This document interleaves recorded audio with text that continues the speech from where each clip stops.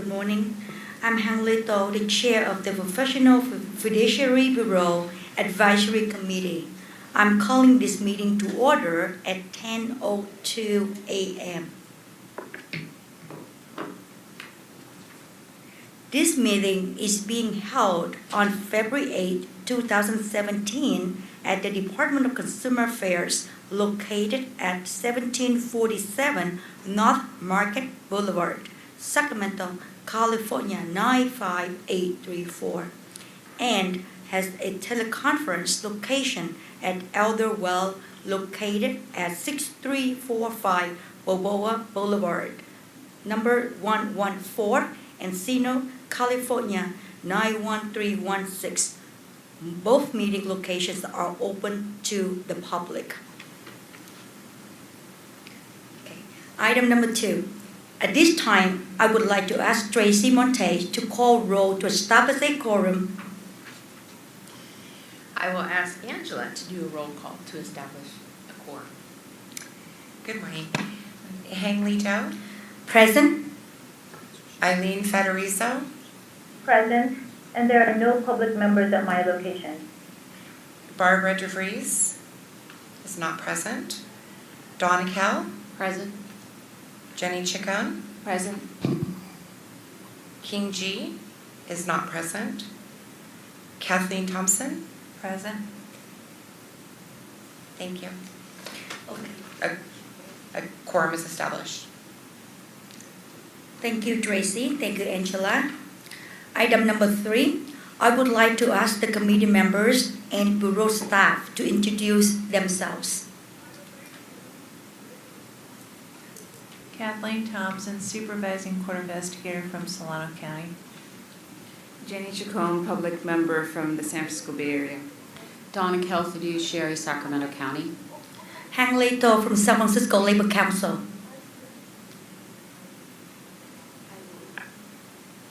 Eileen.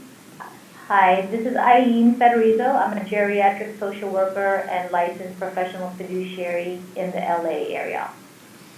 Tracy Montez, Division Chief, Programs and Policy Review. Miralyn Stockdale, Assistant Chief Counsel with the Department of Consumer Affairs. And Sabina Knight, Professional Fiduciaries Bureau. Angela Quadra, Professional Fiduciary Bureau Program Analyst. Is there anyone in the audience that would like to do themselves? No, thank you.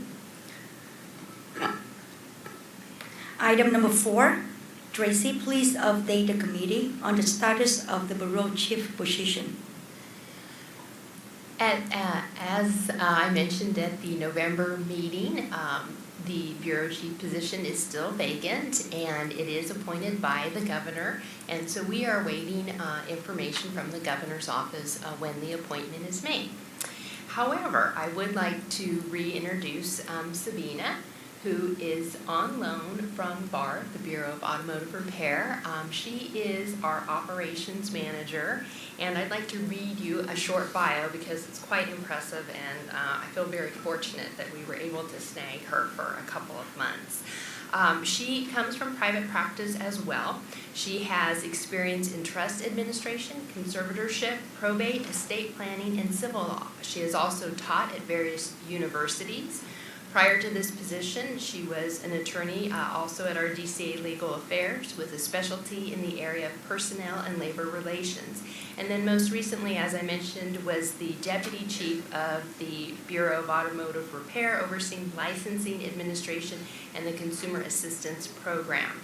Sabina has several degrees, Bachelor of Arts, Master of Arts in Anthropology, and a Juris Doctorate from Monterey College of Law. So as you can see, we are very fortunate to have her here. And if for some reason we find that the vacancy continues, I'm hoping that she will consider staying on with us because she has been fabulous, and she's going to go over some regulations a little later in our meeting. And again, you'll see some of the progress that's been made in having her a part of the team. So, thank you. Thank you. Thank you, Sabina. Thank you, Tracy. Any public comment? No? Thank you, Tracy. Item number 5. Tracy, please read the Bureau's mission statement. Happy to. Our mission is to protect consumers through licensing, education, and enforcement by ensuring the competency and ethical standards of professional fiduciaries. Any public comment? Thank you, Tracy. Okay. We have Barbara here. Can you introduce yourself? I don't think everybody's on.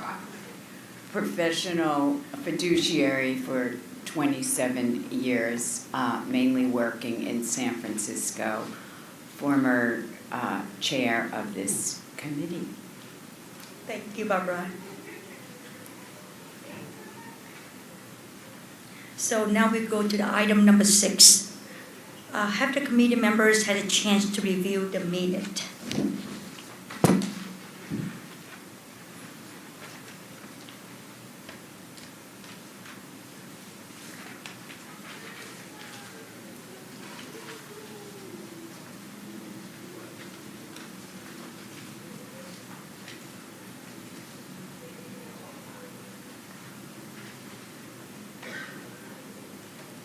Are there any edits? Is there a motion to approve the minute? Kathleen Thompson, I make a motion to approve the meeting minutes from November 16, 2016. Is there a second to the motion? Second. Thank you. Second. Any discussion from the committee members? Any public comment? No? So Angela, please do a vote by roll call. Hi, I just want to verify that you're motioning to approve them as written. That's correct, thank you. Okay, thank you. So I'm going to start with Barbara DeVries. Am I allowed to vote since I wasn't at that meeting? No? I didn't Okay, think so you'll abstain then. I'm abstaining. Okay. Eileen Federico. Aye. Jenny Chacon. Aye. King G is not present. Donna Kell. Aye. Kathleen Thompson. Aye. Hang Lee Do. Aye. Thank you. The motion carries and the minutes will be posted as written. Thank you, Angela. Now, item number 7. I would like to invite the Department of Consumer Affairs executive staff to present their update. And that would be me today, substituting. On behalf of Director Awet Kadani and the DCA executive team, we wish the advisory committee and bureau staff a very happy new year. On January 10th, the Governor Brown released his proposed 2017-18 budget. And on January 24th, Governor Brown delivered his State of the State address. Video archives of both of these important events are available at the California Channel's website.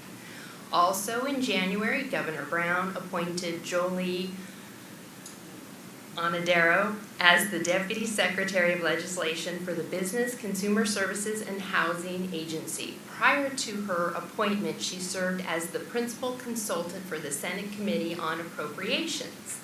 As we begin a new legislative session, several Department of Consumer Affairs boards are scheduled for sunset review hearings on February 27th and March 6th. The department is scheduled for its hearing at the state capitol on February 27th. The Bureau's current sunset date is January 1st, 2019. Therefore, the Bureau will begin the sunset review process next year. Finally, the department's annual report is available on our website. In it, each board and bureau, including the Professional Fiduciaries Bureau, notes its major accomplishments for the 2015-16 fiscal year, as well as new laws or regulations. It is a helpful resource with licensing and enforcement summaries, staff information, and more. This concludes my update from the Director's Office. Thank you for your service to the Bureau and the Department. Well, thank you, Tracy. Now we are at item number 8.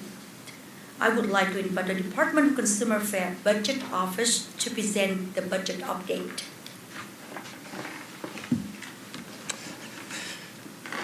Good morning. I'm Matt Nishamini from the DCA Budget Office. Thank you for having me here again.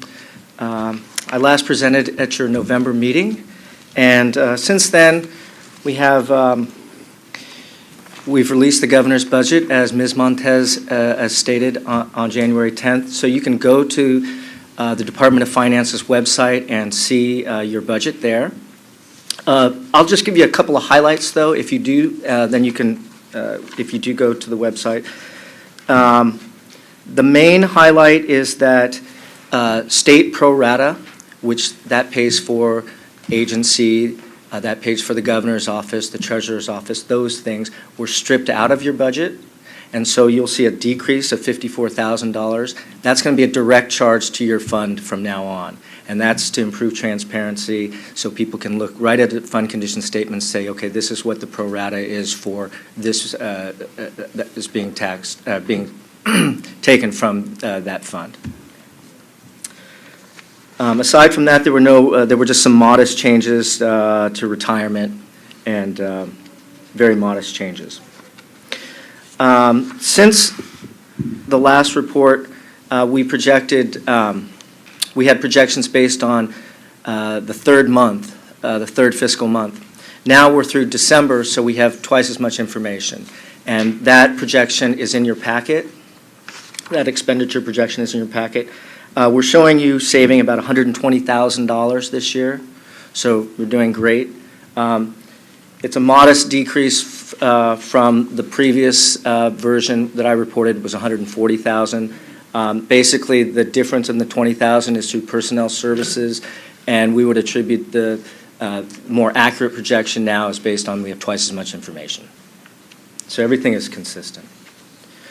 Also in your packet, you have a revenue projection. It's showing revenues coming in at $541,000, and that is pretty much in line with what we have projected. We have budgeted $552,000, so we're about $9,000 or $10,000 off of that. So again, we're consistent with that, and we have no concerns.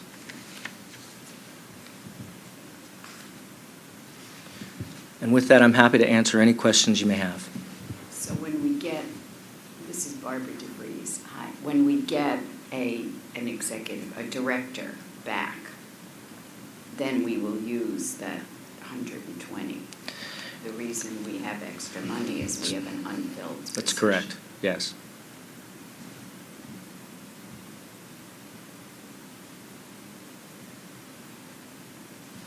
This is Eileen Federizo. I have a question. Will you please clarify again the amount of $50-something thousand that got taken away and why? Right. I wouldn't say taken away. I would say that it's being reallocated. So that's the same thing as taking away. So all of the boards and bureaus within the department pay for statewide pro rata costs. And those costs would include the governor's office, they would include agencies' costs, it would include the Department of Finance's costs, the treasurer's office, those types of things, statewide pro rata costs. And prior to the 17-18 governor's budget, we had those costs budgeted into your budget. So the cost, $54,000, was actually in your budget. As of the 17-18 governor's budget, we've pulled those costs out. So your budget will seem $54,000 less, but that cost was it was going straight for these pro rata costs anyways. So you didn't have access to that $54,000. Now it's being taken out of that, and it will be funded as a direct draw from your fund, from the Fiduciaries fund.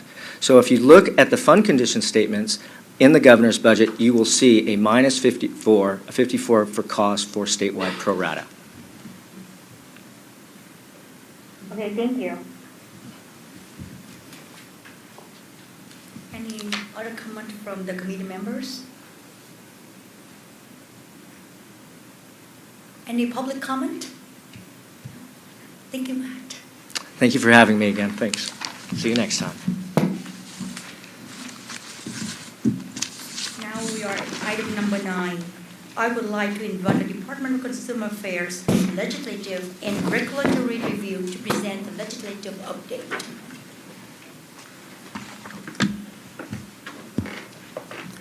Okay. Hi, I'm Natalie Martin-Rojas. I'm the legislative analyst that's assigned to the Bureau. So first off, this is the first year, or the first year of a two-year legislative session. So this full legislative session will end next year in 2018. What that means practically is that some of the bills that get introduced this year may be, if they don't go through the entire process this year, they may be reintroduced next year. So what's the difference between the first year and the second year. And so then also specific to that is the legislative dates that are in your packet are specific to the first House only, because right now, up until, at least for the spring, that is most bills only, at least in terms of deadlines, those are only restricted to the House that they're introduced in. If they make it past that, that's great. That means that they're ahead of schedule. But in terms of the deadlines for bills basically dying, these are first House deadlines. So like I said, for spring 2017, the initial deadlines are February 17th, which is next Friday. And that's the last day for bills to be introduced, and that's all bills to be introduced, so whether it's Senate or the Assembly. April 28th is the last day for the policy committees to pass fiscal bills introduced in that House. So that means that if a bill has a cost associated with it, then it needs to pass through the policy committee first. If it doesn't pass through the policy committee, then that bill is dead for the session. May 12th, that's the last day for the policy committees to pass non-fiscal bills introduced that House. So basically, if the bill did not have a cost, then it still needs to pass through the policy committee, and if it doesn't make it through, then it's dead for the year. And then May 26th is the last day for fiscal committees to pass fiscal bills introduced in that House. So any bills that have a cost need to pass through the Appropriations Committee in their House in order to make it through the next step, which is to the floor. And so there are definitely going to be more dates after that, but this is between now and your next meeting, and so I'll give you additional updates at your next meeting. In regards to specific legislation, right now, as of yet, the department has not identified any legislation related specifically to the Bureau. We have a lot of new legislators this year, and so I think they're kind of taking their time introducing some bills. So there might be some things for you guys at the next meeting. Same thing with the legislation related to the department. Right now, the department has not identified any department-wide legislation. We've heard kind of some murmurs here and there about some things that have been that have popped up in the past, but nothing definitively has been introduced and assigned a bill number as of yet. Any questions?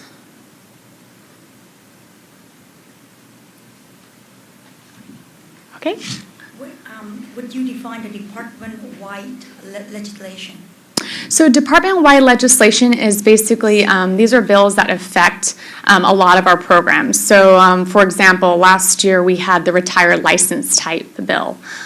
So this, that allowed, it was enacted, and so it now allows that any board or bureau or commission or whatever, if they want to enact a license type and they didn't have statutory authority before to do so, they can now. And so many of our programs did not have that ability. A few did, but many of them didn't. So this affected a lot of the programs. So that would be an example of that. Thank you. Any committee members, any comments from the committee members? No? Any public comment? No? All right, thank you. Okay, item number 10. Tracy, please present the Bureau updates. Okay, I'll start with our statistics. Again, if you can just look at the handout, it's pretty straightforward here. We have 711 active licensees, 34 new. Over the years, we've issued 966.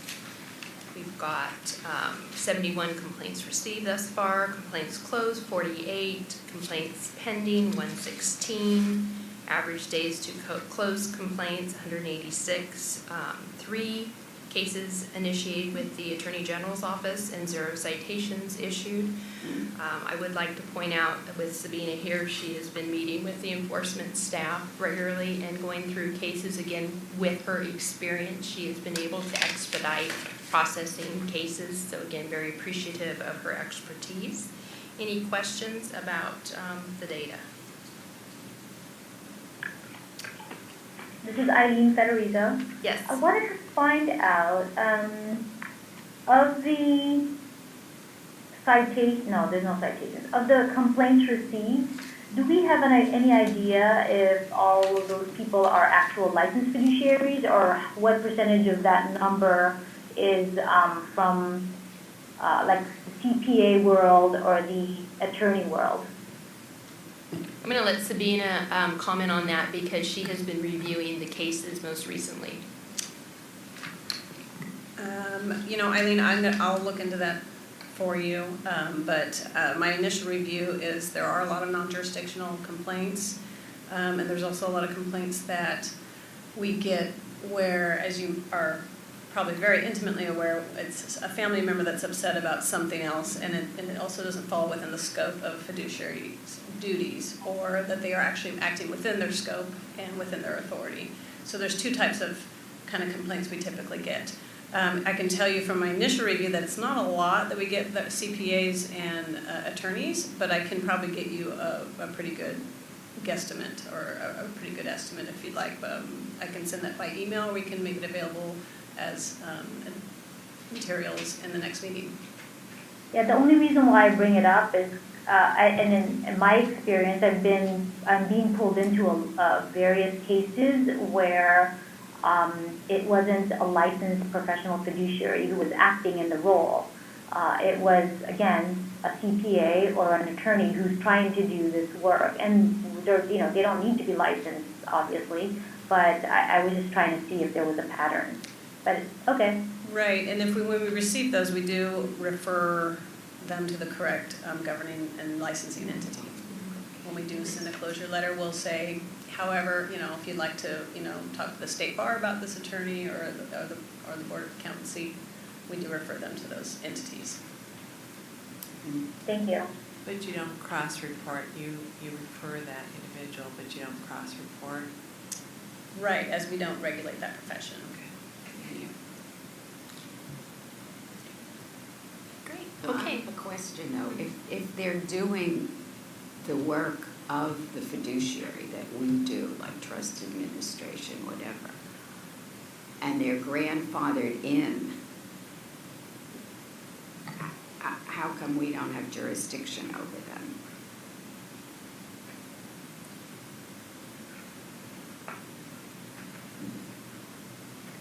That's going to fall under the licensing requirements and what is actually required to have a license as a professional fiduciary, and those are exempted.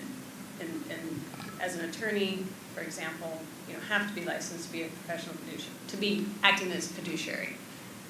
So that's then the state bar takes over that role of disciplining or examining that attorney's conduct. So again, we can only take action against those that are licensed. And again, to echo what Sabina said, what I have reviewed in the files on the complaints are typically complaints that are not falling within the scope of practice. Again, usually family members that are frustrated. And so it's clarifying the scope of what a fiduciary does. Of the 3 cases where it says AG cases initiated, are those licensees? Okay, and so those licensees, does that show on their license status that there's a pending action? Well, once the accusation's been filed, and then it becomes a public record. Okay.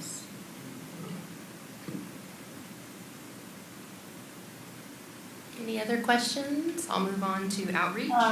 No, I still do, sorry. Okay. Okay, so for the 3 cases initiated, AG cases initiated, so it becomes public record, but is there any notification to their clients or their world, or, yeah? Well, it becomes a public record. Sorry, this is Sabina again. It becomes a public record, and it depends on what ends up out of the accusation. Sometimes there's a stipulation reached where maybe client notification is part of that stipulation. Maybe it's part of maybe they're put on probation. Maybe it just depends. It's case by case basis, and every board and bureau is a little different. So sometimes, like for example, in other boards that I've been counsel to, coming out of AG cases, you do have to notify your clients, or you do have to post something, or but it's up also to the consumer. We have our website. You can come and check the license and see any discipline history there. I think part of the challenge with our consumers is that we get pulled in when, well, our consumers are not necessarily able. They're not typical consumers. They usually have dementia or some kind of a disability.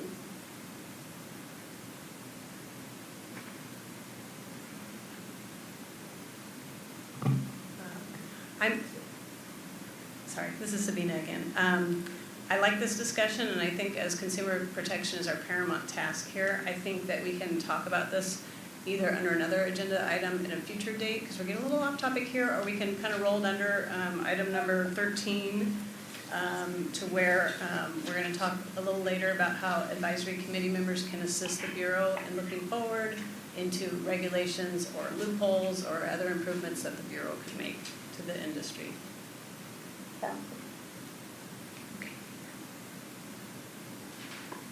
Any other questions? Okay, so moving on to the outreach events. We have one scheduled for attendance on February 22nd, a senior scam stopper in Pittsburgh, and this is one that the Bureau is partnering up with the Contractor State Licensing Board, something that we've done before. There's also an event hosted by the Shasta County District Attorney's Office in Reading on March 7th. The third one is another Smarter Senior Forum in partnership with the Los Angeles County Consumer Affairs Office, March 9th in Compton. I'd like to point out that this is a Southern California outreach event, so hooray. We're going to be attending that. There's also plans to attend the 2017 California Financial Literacy Resource Fair, April 12th. This is at the state capitol. And then finally, we have submitted a request for Bureau staff to attend the 2017 Professional Fiduciary Association of California Conference in Burlingame in May, the end of May, May 31st. And again, given that it's a short drive and we have a history of attending that and contributing, we're hoping, keeping our fingers crossed, that Angela and Sabina will be able to attend again this year. Any questions about the outreach events? Again, I'd like to note that that is one positive of not having a bureau chief is we have a little bit of extra money, and I think it's good to use it for some outreach in Southern California. Any comment from the committee members? Any public comment? Thank you, Tracy. Thank you, Sabina. Item number 11. Sabina, please present the update on regulations. Okay, if you can see in the agenda, there's 3 different regulation packets listed. The first one is client notification, and that was discussed, I saw in the minutes of your November meeting, and the disapproval that was received from OAL. We've reworked the packet. We've gone out for another comment period. The final binder will probably be going to legal tomorrow or Friday of this week, and we have until June 12th to get that all the way through to OAL again. And OAL stands Office of Administrative Law. They're the ones who sign off, do the final A-OK, and review the whole package again, and they'll be reviewing the issues they had with the package before. So the second one listed is advertising regulations, and the language itself has gone through an informal legal review already, and that is still, as soon as the client notification regs are off my desk, or off our desks, I'll be working on the packet for that to start that official process. So that regulation will provide a definition of what advertising actually is and the requirements of fiduciary in their advertisements. It's only one section, so I don't expect it to take that long to get together. The last one is retired inactive license status, and I think your legislative analyst kind of mentioned that retired license bill that came last year. last year. And so we're in the infancy stages of drafting some language so we can have a new license category or new license of retired status. And if I may add to that, that has been something that the Bureau's been very interested in, because we do have individuals that choose to no longer keep their license active. So it does show delinquent because we don't have a retired status. And so this is, again, a very important piece that we hope we can move forward quickly. And then with the advertising, again, it's just consistent with some of our other, boards and bureaus, making sure that we have those protocols in place for consistency. And again, thank you, Sabina and staff, for working hard on those. Okay. Any comment from the committee members? Any public comment? Thank you, Sabina. Okay, item number 12. Sabina, please present the updates on the Bureau's newsletters. So since I've been at the Bureau since January 3rd, and one of the things I've been trying to do is figure out a newsletter and timing, and we're thinking we're going to do one this year, and I'd like to, while you're all here and present and counted for, I'd like to also solicit some articles ideas of maybe what you want to see in a newsletter. If you want interested in writing one, if there's something out there that you think the information we need to get out to our newsletter readers, what would be you'd like to see in it, please contact any of the staff or myself with your article ideas or topics, or if you have a great idea about something you want to get out there. So I'd like to get it out sometime in the spring. For me, I consider the spring all the way till like May, so we have some time. So when is the deadline for us to meet the ideas? I would like to see something by the 1st of April. April Fool's. Yeah, April Fool's. And then the staff is already working on updating the recurring articles that always recur in the newsletter. And then I've reached out to some local attorneys I've worked with before and asked them their opinion on what they would like to see in our newsletter, also from working with a fiduciary from their standpoint and the advantages of working with fiduciaries. So I'm hoping to get some articles that way also. Okay. Any comments from the committee members? Any public comment? No. Thank you, Sabina. So now we are item number 13. Now you again, Sabina. So I'm on a roll. So Sabina, please present begin the discussions on how the Bureau can best use committee members in Bureau duties. Okay, so in your materials, the last page of your materials is the entire code section 6511 from the Business and Professions Code. I added the emphasis. I underlined subsection F, 1 through 4, to bring to your attention what the statute mandates that the committee do. I want to also draw your attention to the word shall in subsection F. So this is the following 4 subsections are what the committee's duties and tasks shall be. And I know there's been discussion before, I saw in previous minutes, and Tracy had kind of filled me in a little bit about how you as members want to know what else you can do, how else you can contribute, and how else you can be helpful to the Bureau and to the state, DCA, and the consumers in the industry. So I just wanted to kind of open up a discussion about that here. The staff and myself, if you don't have my email address or number, I can get it to you today. If you hear of local outreach events you think that we should attend, if you, in your day-to-day practice, if you see something wonky in the Practice Act or a loophole or something, or you see somewhere there's maybe a chance for improvement in our Practice Act and our regulations, we encourage you to reach out to us with ideas on, where we can improve our laws. You guys are the professionals out there every day practicing, and you're the experts. So we look to you to kind of give us those ideas and how you can best help us with policies and procedures, and regulations, and how we can best improve it. How do we increase our licensee population? How we get the word out about unlicensed practice.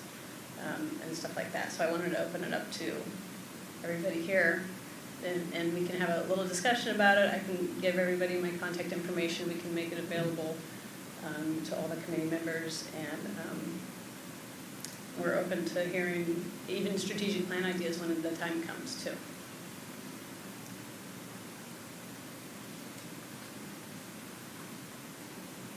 Jamie Chacon. I think definitely once we get the appointed director and we start a strategic planning process, that will provide us more of opportunities for engaging and assigning ourselves duties to participate in. Because I think that last time that's what was really done as well. People were assigned certain sections and had responsibilities. So I think that definitely will be part of it, will provide opportunity.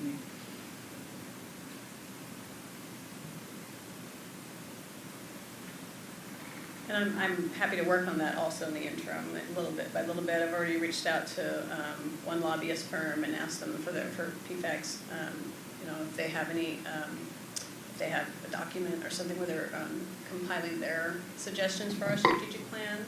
I encourage them to go ahead and send it over so that we can work ahead for our strategic planning, and then we can start to reach out to all our committee members as well. Sorry. Kathleen Thompson, one of the things I hear from court investigators is the frustration, I think, and that if there is an action taken against a private fiduciary, the court doesn't know that until there's a review done. It would be nice to have a notification system in place when those cases are, when a serious action is taken against a private fiduciary. And if we're reviewing the case once a year or every 2 years, we may not know, and that kind of fiduciary may continue to act in that case. So I don't know if there's something that we can look at in the future, but that is something I hear constantly. And I think that relates back to something that Eileen was saying also. I was just going to say about, that might be something to start looking at. Right, how do we make that information more available to the current clients or current case, something that we can add to our review. Wish list. Yeah, our review of the enforcement regs too. Thank you. I'd just like to add too, we have another board that's looking at this matter today actually in terms of how discipline is shared via social media. So I think it's a timely request, and I'm going to get the Bureau staff linked into that board and what's happening.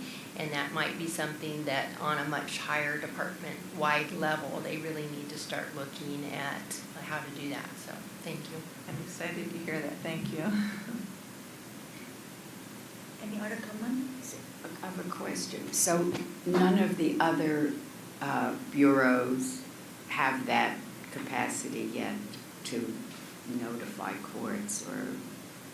I can't speak to each one. I just know that there's one particular issue with the psychology board. It's public and it's going on, and there's some discussion about how information is released on accusations and so forth. So when this came up, I was like, oh, okay, we need to see what's going on. So yes, I cannot speak to each board and bureau program, but I do know that it's a topic now.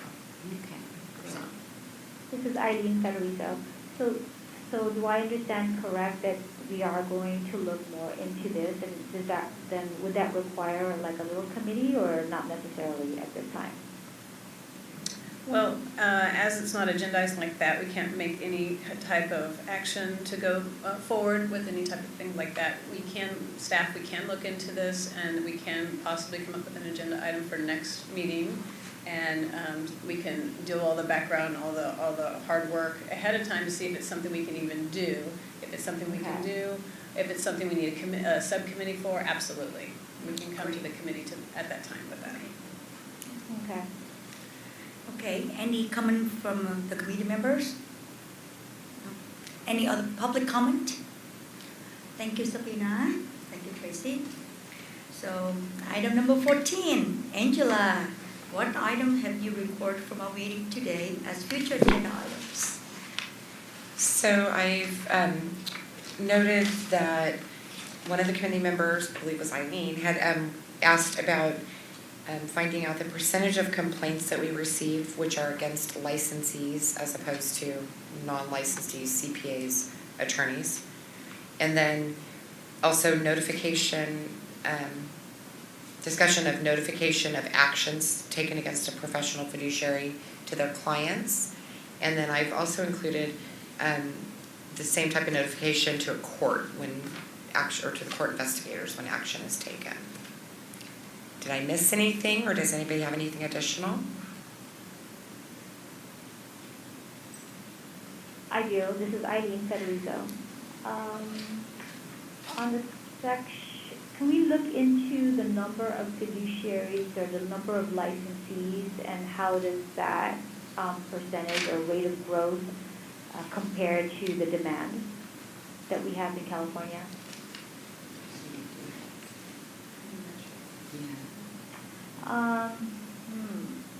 So maybe, I don't know. I mean, do you? I guess my question really is, I see that we have this number of fiduciaries who are active, and so what should we be preparing for? Or what do we need to do to, like, do we need to focus more on that aspect, or? This is Sabina. Do you mean but for expanding the licensee population? Yes, correct. Okay, so I think that would also be, that falls under a couple other items too. Our outreach events, how do we get more licensee? Our strategic plan, right? How else? And if you guys, again, that falls back on the committee members too. What are your ideas? How do we do that? And as part of thinking forward with our strategic planning, thinking about how you can, what those tasks fall under in the previous agenda item of 6511 in subsection F. Any ideas like that. We can always brainstorm also. We can come up with that. We can put it as an agenda item, and we can do that background work again and bring to the table to the committee members some of our own ideas, and we can open that up for discussion at our next meeting. This is Donna Kell. I was wondering, Sabina, being out in the public a lot myself, I'm hearing from fiduciaries that they're not really sure what the board can do for them. And then the next comment is the board doesn't do anything for them. And my comment was, you need to be here and express your voice. And the comment back is, we didn't know we could. Okay, and maybe that's a newsletter article also. Right. So I don't know, I know Angela's attended a few PFAC session chapters and stuff like that, and I think probably just getting a little closer to the fiduciaries themselves. Right, and reaching out to them. We have an interested parties, list. We can put, we put our newsletter out on our website. We can also, e-blast it also to our interested parties. We can include an article about that, about, what can we do for you? What do we need from fiduciaries themselves? What are the opportunities for public comment or other kind of input to the Bureau? Thank you.